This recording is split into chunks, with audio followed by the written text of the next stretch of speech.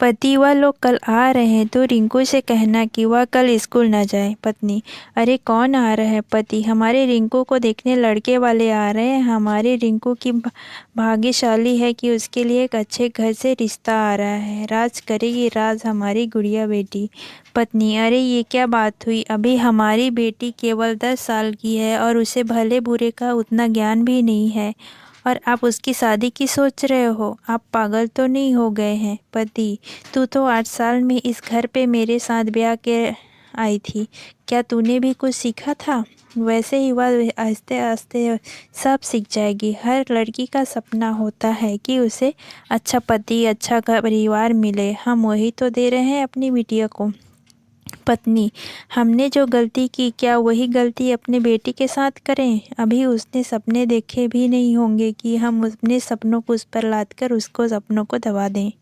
उसे थोड़ा समझदार तो होने दीजिए, फिर हम मिलकर फैसला करेंगे न कि उसके लिए अच्छा या बुरा क्या है।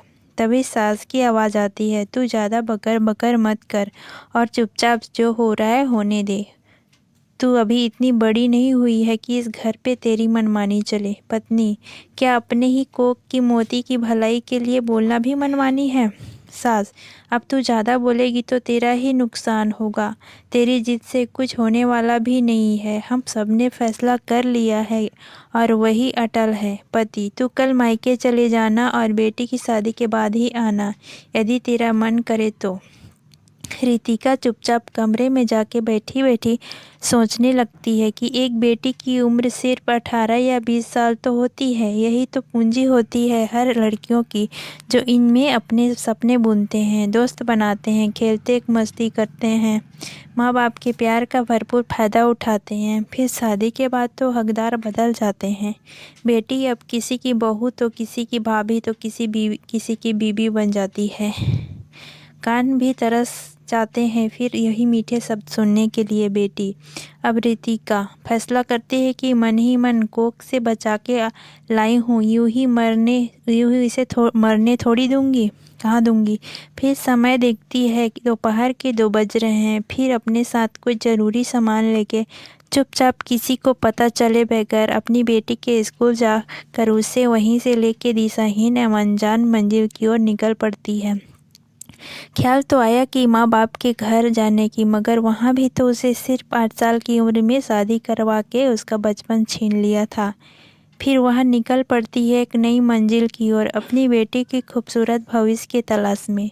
वह एक नए शहर में जाके बेटी के साथ सिलाई बुनाई का काम करती है और बेटी को स्कूल भेजती है। आसपास के पड़ोसी रितिका के स्वभाव और चलन चलन से बेहद प्रभावित थे, उसे हर बार सहायता की पेशकश करते थे।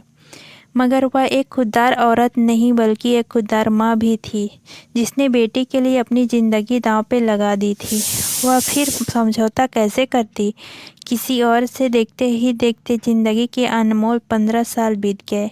आज रिंकू का जन्मदिन था।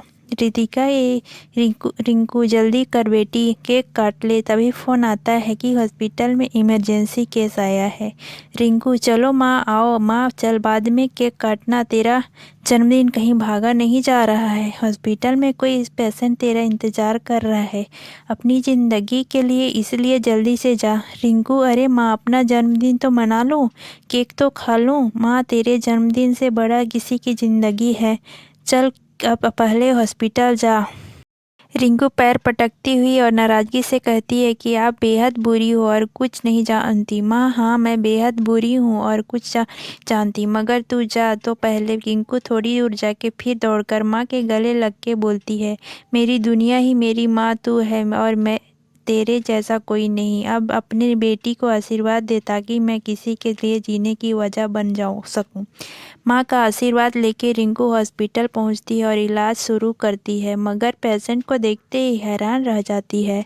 सामने और कोई नहीं बल्कि उसका अपना बाप था। बाहर देखा तो सब अपने ही थे, दादा दादी चाचा चाची, सबको पहचान लिया, मगर कोई रिंकू को पहचान न सका। रिंकू दवाओं के साथ ऑपरेशन शुरू करती है, क्योंकि सामने पड़ा मरीज खुद उसका बाप होता है। इलाज सफल होता है और रिंकू रोते हुए माँ को जल्दी से हॉस्पिटल बुलाती है। इधर सब अंदर रिंकू के पापा से मिलने जाते हैं। माँ के आते ही रिंकू माँ के गले लग कर रोती है। कहती है कि माँ, आज तेरी बेटी बहुत बड़ी हो गई है। पता है, आज इन हाथों से मैंने अपने बाबा को बचाया है, जिस बाबा ने मुझे जन्म दिया था। रितिका के पलकों पे भी आंसू थे, मगर उसे फैसले के लिए जो अपनी बेटी के सपनों को पूरा करने की अपनी 15 साल की ज़िंदगी बिन पति के गुजारती थी। तभी सभी उसके सपने रिंकू को धन्यवाद देते आते हैं। जो रिंकू के साथ रितिका को देखकर सबकी आंखें फटी की फटी रह जाती है। माँ कुछ बोलती इससे पहले रिंकू सबके पैर छूने को झुकती है। तब रितिका कहती है कि ये आप आपकी सब छोटी रिंकू है, जिसके सपने को मैंने पूरा करने के लिए घर छोड़ी थी। हाँ, मैं मुजरिम थी उस वक्त आप सबकी, मगर मुझे गुनाह करना आसान लगा। अपनी बेटी की सपनों को पूरा करने के लिए सबकी आंखों में बस पश्चाताप के आंसू थे। कोई कुछ भी बोल नहीं पा रहा था।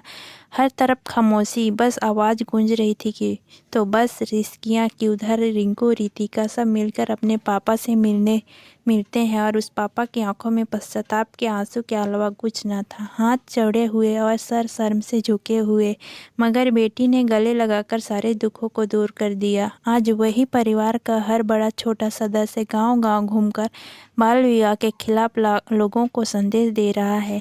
जो कभी बाल विवाह के हक में थे, आज भी हमारे देश के कई हिस्सों में बाल विवाह का जोर शोर से प्रचलन है। कोक में बेटी हत्या, बहू हत्या, दहेज प्रचलन जोर शोर से है, मगर इस खास मुद्दों पर कोई आवाज़ नहीं उठाता।